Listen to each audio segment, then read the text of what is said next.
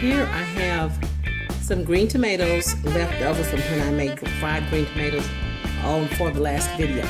So these I have left over, and I want to do another recipe for you guys that is delicious, decadent, so good, it's downright scary. So let's get these tomatoes in the sink just to wash them. And we're going to be using,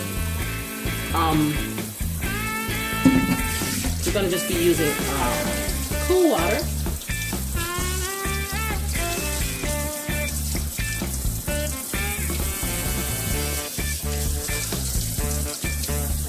Actually, this water is a little bit warm, but that's okay.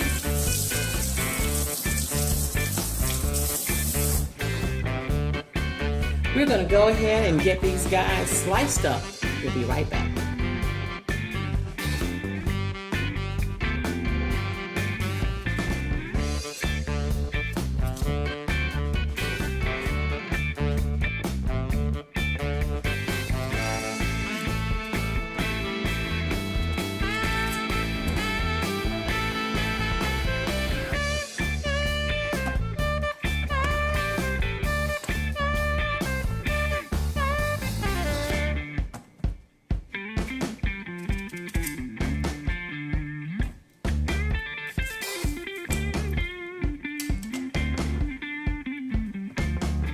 Okay guys, so here I have my ingredients to start the first leg of this process.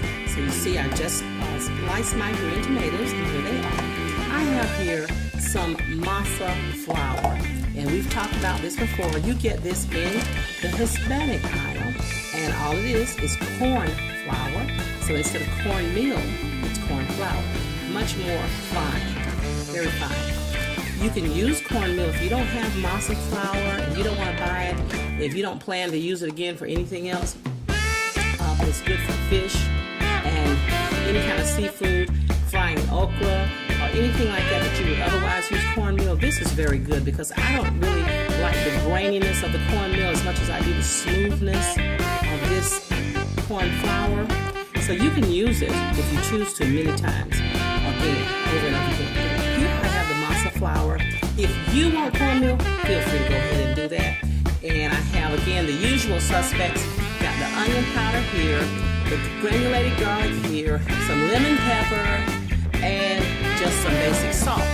So I'm going to go ahead and try measuring, because I usually don't. Oh, and I forgot to say, I also got an egg here and a little bit of water to mix with my egg. So let me go ahead and get these seasonings into the corn mix. So I'm going to use 1 teaspoon. Just a minute. 1 teaspoon of the onion powder.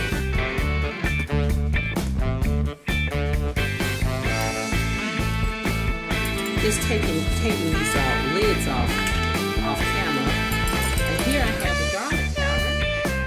And I'm going to use 1 teaspoon of garlic powder. I say powder all the time, but it's really granulated garlic, of course. And here is my lemon pepper, guys. And I'm going to go ahead and put 1 teaspoon of lemon pepper. Usually, I don't season my masa flour. I have to season the tomatoes itself. It's simply because you use so much more of the seasoning when you put it in the flour. So I'm going to use a 1/4 teaspoon of just regular table salt. Okay. I'm going to just go ahead and stir that up to get all of that incorporated.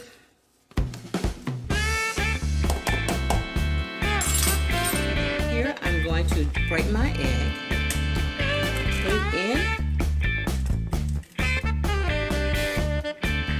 this bowl, and I'm going to get just a little bit of water. Don't need much. Let's say here, well, let me just measure since I have the measuring spoons here. Let's say 1,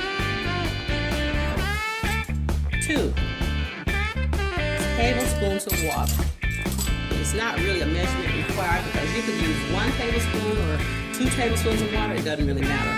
So I'm going to go on and use, of course, a wire whisk, not a fork. get this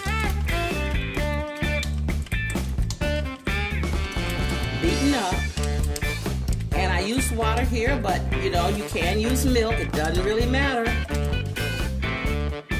There's not ever just one way to do something in the kitchen. You always can do it multiple ways.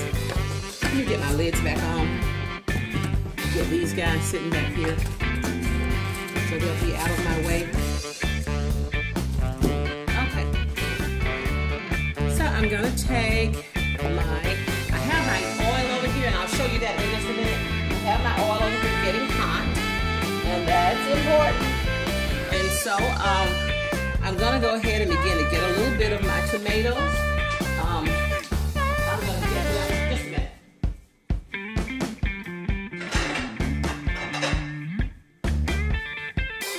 Let me get somewhere to put these tomatoes. So I'm gonna begin to go ahead and get my tomatoes. I'm just gonna put them in here once.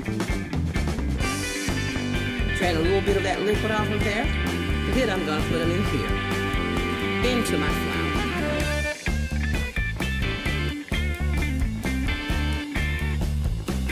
From there, I have this dish sitting here, and I don't know if you can see it, but I'm gonna put it in this dish. Let me get another one that goes into the egg first. Oh, this guy is slippery. Shaking off that egg and water mixture. Don't want more than that I have to have. Just want enough to make the masa flour stick to it. Shake out the excess. Let me get another nice one. Very good.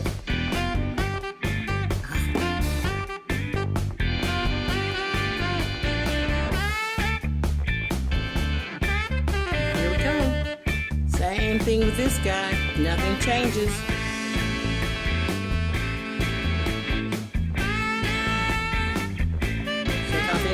And get it over here in this bowl. Let's do it again. We're going to shake off the excess. Get it over here.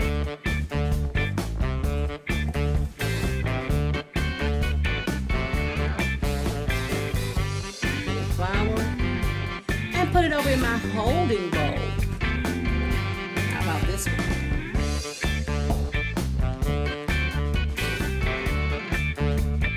We're going to flour that one.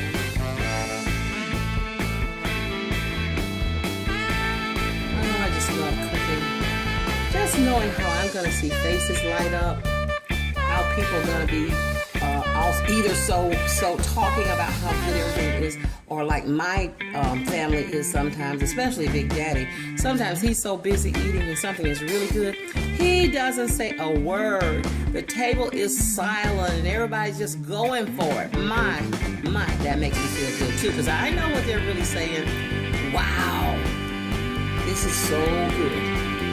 Then when they get feeling better, wrong thing. You don't do that. You put yours in the egg first. Then when they start filling up a little bit, they're feeling a little bit full, then they'll start talking about, wow, I believe, Big Daddy always say, I believe that's the best you've ever made. He could have eaten that dish 10,000 times. He'll still say, this one is the best he's ever made. Look guys, let me go clean these hands, and I'll be back to fry. Let me get this thing. Okay guys, we are back. We're ready to begin to fry our green tomatoes. You just saw that we, you just saw that we cut them up, we put our breading on them, and now we're going to get them in the pan and fry. It is really hot. It was so hot while you weren't looking, it made my fire alarm come on, because it was smoking a little bit. So I had to just let it cool down just a little.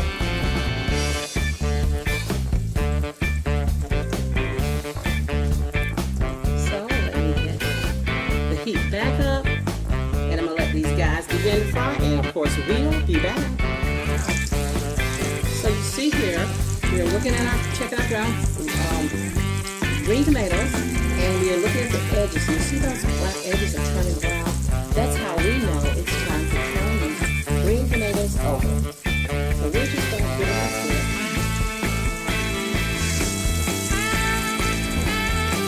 Put that other side down in there. See, they look like they're all ready to be turned over.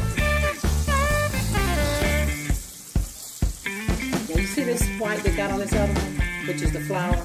We won't worry about that because when they finish cooking, we'll just put that back down in for a second and that flour will cook on that side. So we won't have any raw flour. We don't have to worry about that. Okay, we'll be back. So guys, you see them here plated out. This is some of them. I have a few more still frying. Look at this. Oh my. Oh gosh, do I have to say anything? Let's just take a moment. Just look at this. Crispy, golden, brown. I wish that you could smell my kitchen. You wouldn't think that we were just preparing some sandwiches. You would think this was a full-on dinner. It smells so good in here. Okay, guys. Okay, I'm going to go ahead and get these plated up and let you see what's going on there. So guys, here I have my bacon. This is just a thick sliced bacon. I'm going to go ahead and open it. Get the bacon out. Cutting the bacon in half just to make it more sandwich size. You see this? Okay, I'm just going to lay it down. So guys, as you can see, I have this bacon cut up into sandwich friendly sizes, and I'm going to go ahead and get the bacon down into this glass dish, and it is lined with a couple of paper towels, and that's going to soak up all of our oil and grease that's coming out of the bacon. And so we're getting this down here. Going to let this bacon cook in the microwave, I would imagine about 5 or 6 minutes, or just until crispy and done. And this is nice thick bacon. While it's cooking, I'm going to go ahead and start getting these sandwiches assembled. And so I'll just pop on my bacon when it comes out of the microwave. See you back. Hey guys, looky. Look at what I have here. So I have taken this sandwich and I've made it on some multigrain bread. So here we have some cream cheese. It's the onion and chive cream cheese. This is our crispy bacon. And here we have our green tomatoes. And on this sandwich we're using our pumpernickel bread. We have our green tomatoes and we have the cream cheese with onion and chive. And we have our bacon. I've got some tea to go with this. This is going to be a fantastic lunch. Oh, I just wanted to show you. This is what I'm using. That's the cream cheese. It's flavored as onion, the chive and onion. Philadelphia, the regular cream cheese, not the whipped kind. And this is my personal favorite. Just a fried green tomato, BLT. I have put some mayonnaise on the bread. I have lettuce and these fried green tomatoes and the nice crispy bacon. So good. Try this recipe for yourself. Try it for your family. You'll like it. Green tomatoes, if you haven't had them, you're missing them. If you do know what green tomatoes are all about, then you know what I'm talking about. Guys, thank you for coming by my kitchen today to see what I'm doing. I appreciate your coming by, and I'd like for you to come back.